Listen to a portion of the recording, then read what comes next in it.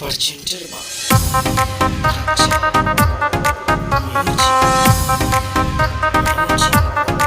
ठीक है आपके लिए हाँ रे आबि गेलिए तत्काल होने की विचार छौ वह के बुझली ना 4 दिन से रहियो छौरी तोहर इंतजार में कुछो नहीं सवाद पेलियो तोहर के प्यार में बहुते दिन घूमेलियो अपन बाबू वाला कार में भ गेलै हाला साला पूरा बिहार में आबे छौरा सट के चुमा लले बैठ के बुझली कि नहीं कते देर रहबे तू हमारा से हट के अरे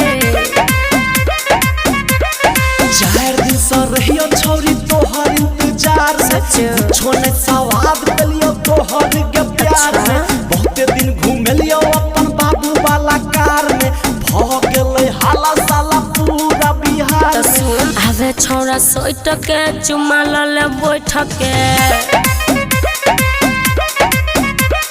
कते देर रहबे तू हमारा से हट के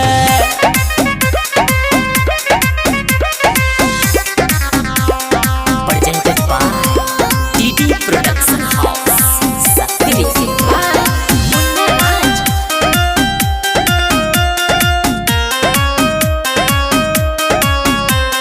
तोहर हमर बात सब बुझ गेलै रे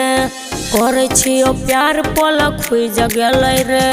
छोड़ै सब बात आबै हमारा में सर होय नै छौ बर्दाश्त कोनी भजो चिट पर आबे छौरा सट के चुमा लले बैठ के बुझली कि नहीं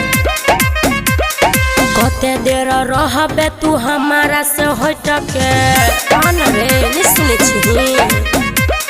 4 दिन से रहियो छौरी तोहर इंतजार में कुछो नै सवाद पेलियो तोहर के प्यार में बहुते दिन घूमेलियो अपन बाबू वाला कार में भ गेलै हाला साला पूरा बिहार में आबे छौरा सट के चुमा लले बैठ के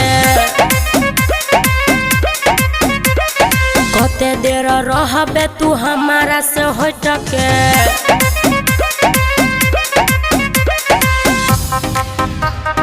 Presented by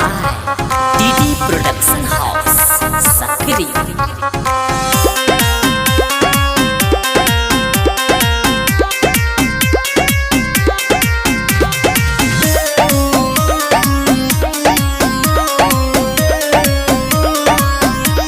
घर से नहीं निकल दै छै हमर बाप धर्मवीर धुरंधर तू नहीं बुझै छही बात बुझै छियो तोहर सब बहाना गे दूर किया होय छ पास आना गे आबे छौरा सट के चुमा लले बैठ के कते देर रहबे तू हमारा से हट के 4 दिन से रहियो छौरी तोहर इंतजार में कुछो नै सवाद पेलियो तोहर के प्यार में बहुतो दिन घूमेलियो अपन बाबू वाला कार में भ गेलै हाला साला पूरा बिहार में आबे छौरा सट के चुमा लले बैठ के कते देर रहबे तू हमारा से हट के